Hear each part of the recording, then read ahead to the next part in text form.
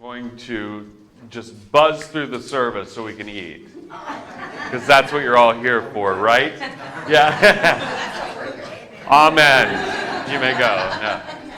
We're very excited to share in some food and fellowship with everyone today. And in the spirit of that fellowship, let's take a moment, sit back, be in this safe, comfortable space, take a few deep breaths, center ourselves, and let's remind each other that no matter who you are or where you are on life's journey, I am welcome here.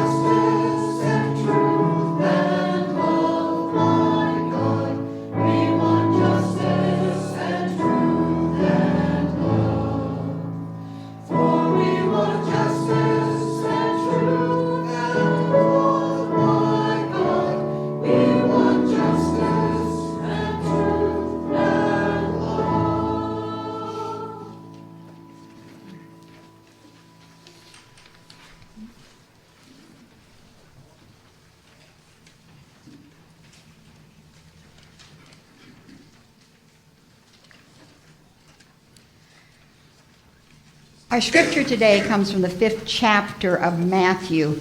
Last week, we listened to the Beatitudes as part of the Sermon on the Mount.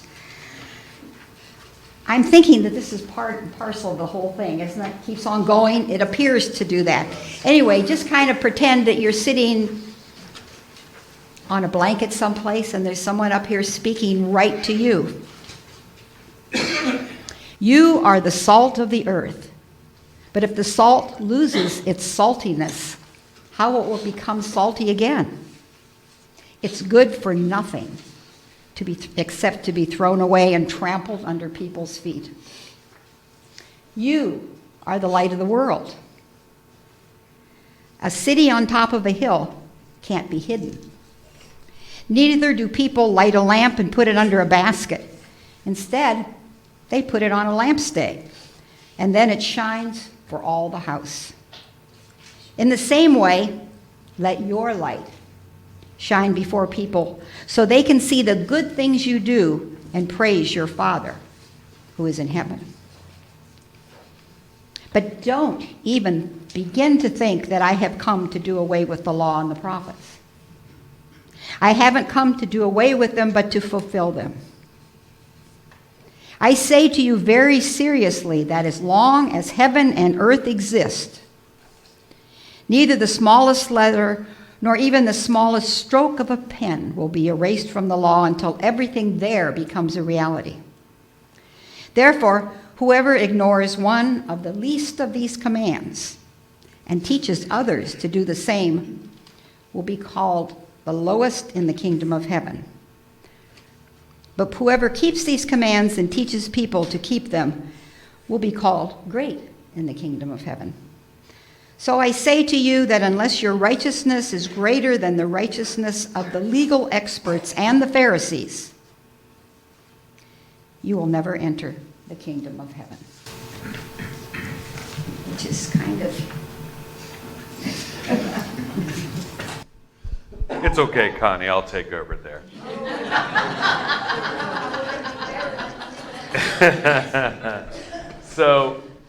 So Connie was right. This is a continuation from the Sermon on the Mount. And this is getting into a very powerful portion leading up to the sort of sending forth, the charge that leads, that Jesus is giving them their marching orders. So being sent forth is something that we do each Sunday at the conclusion of the service and in many other types of worship services, weddings, funerals, you name it, what is that final blessing called? The benediction. The benediction, which is a Latin word, a little education here today. Bene, which means what? Good, yep, or well. And decere is to speak. We're speaking good things, good news. We're bringing good news and sending forth with that last sort of hurrah, that last charge to send us out of whatever service we are taking part in. It is a time-honored tradition in not only our faith, but in many of the Abrahamic faiths. So Judaism, the Muslim traditions always send forth a message of good news or love at the conclusion of a service. Why do you think we do that? Why is that so important? Gary? And start your day off right. We start our day off right, and sort of that, if you forgot everything else we said in here today, here's one more message to cling to when you need it throughout that week. What else? Why else do we say a benediction? Why do we give this good news, this sending forth with love at the end of a service? To encourage. To encourage us, yes. Elizabeth? I feel one of our goals here is to support each other. Right. We're supporting each other. We're saying we're all in this together, and we love and care for each other. Gary? So you will go forward out in the community. Right. Right. So that you will take the messages of love that we've shared in here and go out and spread them. I reference this a lot, but what is the sign at the end of our driveway before you turn out onto Easton? You're now entering the mission field. You are now entering the mission field. That's in here we're in a little bubble, right? We are. We're in a little bubble where we're all peace and love and happiness, right? And then as soon as we turn onto that road, whether you go left or right, you're entering the real world.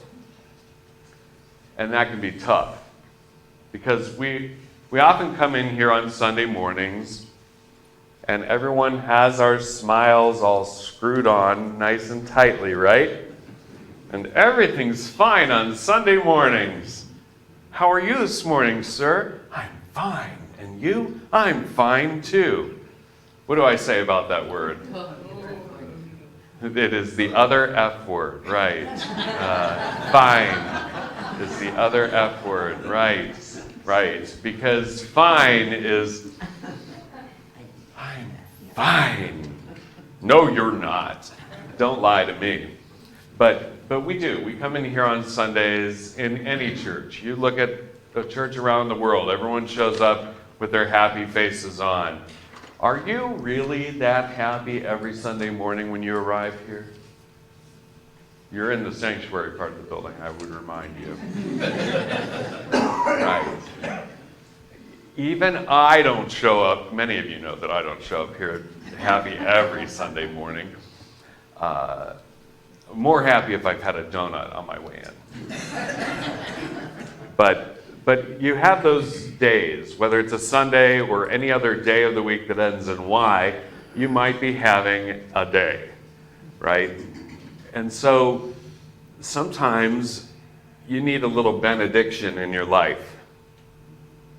You need that little message that it's going to be okay, that you are loved by somebody, that you are comforted when you need it the most. That message is always there, and that is the purpose, I believe, of a benediction in a service. But you don't have to be in a worship service to receive a benediction, do you? You can give yourself a benediction in the middle of whatever you're going through during the week, right? Have you ever had that moment where something is going on and you recall something. It could be a poem. It could be lyrics to a song. It could be anything that is bringing you some, what we call good news, or that feeling of comfort. Have you had that? Yes. Where you've given yourself that blessing. You've given yourself that permission to sort of just be. And that's okay. I was talking to someone yesterday. A friend of ours in this congregation is walking with, I'll use her name, she's not here. Sorry, Lisa Grubbs. But she's walking through the final stages of her brother's life with him. He's in hospice care. And he's starting to forget who she is, which is very hard. But they, throughout their life, had a mutual love of music and the same types of music. And I wish I could remember the song that she was saying yesterday that she was listening to, but it's one that we all know, we've all sung a billion times. When it comes on the radio, you just jam to it. But to her and to him in this moment, that song is a benediction, right? It's sending each other forth with love. It's reminding each of them are needing comfort for their own reasons. Her brother, with the realization that he's at the end of his life. And Lisa, for the same reason, realization that her brother his time with her is short. So this song cheers them up. It reminds them of the good news that they are loved, that they have that love for each other, and that God's love is in there somewhere too. Right? What other examples do you have of some sort of benediction, some good news, some good speaking? Terry. Well, I volunteer every week at Camp Calvary Mission, and I do the registration. So everybody comes in one room, and I start registering, and then we're waiting for the people to go through the food pantry. And often I do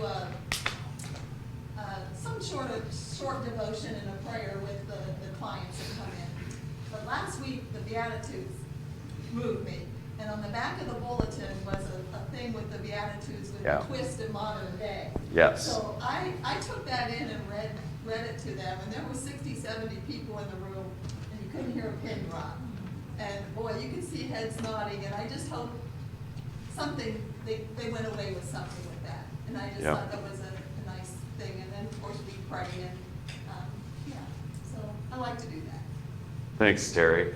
And that is, when you mention the heads nodding, that is such a,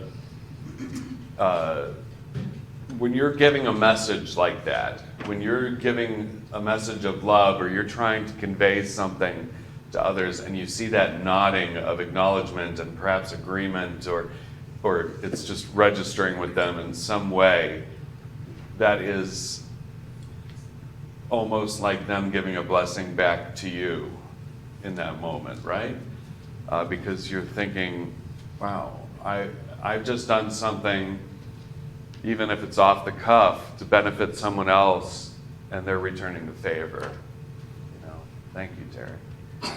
And do look at the back of your bulletins. When Elizabeth found these bulletins through the UCC, they have such great messages on them. I take away a little bit of, I usually forget to look at it until after I've given the sermon. It'd probably be helpful if I looked at it before the sermon. I could have a little cheat sheet. But that's how I get a lot of my messages that I leave for the week with, is because of the great messages that are on the back of your bulletin. Beth. I I've heard it said better than I'm gonna say it, but they say when you're at the end of your rope, tie a knot and hold on. Yeah. And I've heard it often said that for a lot of people, songs and music are that knot. Yes. But there's lots of knots we can hold on to. Yes. And I know a lot of times, for me, the benediction is, okay, this is that morsel that's gonna get me through till next week when I get to come back. Right. It's that knot to hold on to.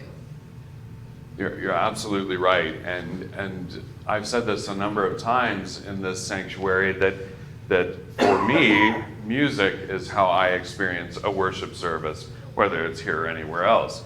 So what Catherine and I and the chorale do, it's really working in tandem. It is a partnership, and then you bring in the imagery that Elizabeth or Lori or anyone else brings in, and it is how we all experience benediction in different ways. We receive that image in some way, shape, or form. This past week I had a number of meetings here during the week. A couple were very sort of tragic meetings, and then I also met with a couple that is being married here this coming up this spring. And when they entered this sanctuary, I'm always so excited to see people's reaction when they walk into this space. It isn't that we have it just decked out with, decorations or anything, but everyone who walks in here has a sense of peace. And I have to think and believe that it is because not of the actual things that we can see, but the energy that you all leave here. Your own personal silent benedictions, if you will, the blessings that you give to this space and to each other rest and remain here. And so when people walk in here who have never been here before, they feel something. Do you ever feel that when you walk into this space? I do. And so that benediction, though it may mean a closing to a service, it's done in so many ways and shapes and forms in all aspects of our lives. In our services, we have verbal word, if you will, benediction that comes from me, but what comes next in our service? What's that? The chorale gives us a benediction response, because they like to have the last word. And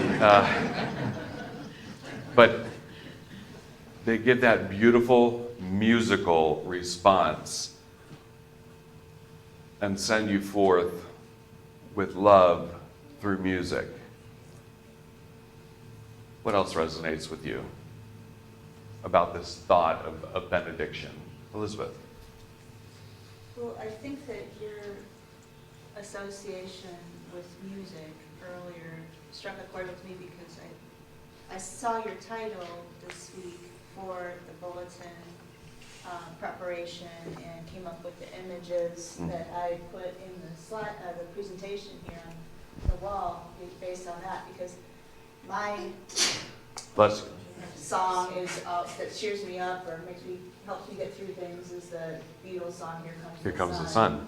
Me and too. it resonated with the shine theme that the UCC put out this week as inspiration, and then the don't hide your light under a basket message and the reading. So I thought, okay, so the sunshine might seem optimistic when there's snow outside, but that's based on the here comes the sun. So. Thank you, Elizabeth. And that is one of my go-to songs as well when I need a little uplifting. And because it's who can force themselves not to smile during that song? Here Comes the Sun by the Beatles, right? And even though there is snow out here, just earlier we were out in the foyer and I believe it was Pat looked outside and she said, "Hey, there's the sun." That feeling you get when you see that, right? Which is what Elizabeth is bringing to you in images today. Thank you. Thank you. So friends, I enthusiastically urge you to try and bring more personal benedictions into your world on a daily basis. Don't allow yourself to get to a point where you're having to, crawl out of a hole to achieve some sort of benediction.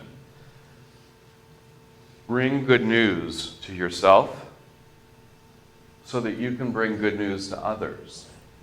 Allow yourself, through words, devotions, prayers, songs, poems, whatever it is, artistry, imagery. We have an art teacher among us today who I know brings beautiful images to all. And so it can be done in a number of ways. On your way out today, I ask that you leave a different benediction. There's a prayer station out here where you can draw or write images of peace. You'll see my attempt at a peace dove and sort of a yin-yang symbol as well. But leave a message of love, a message of peace.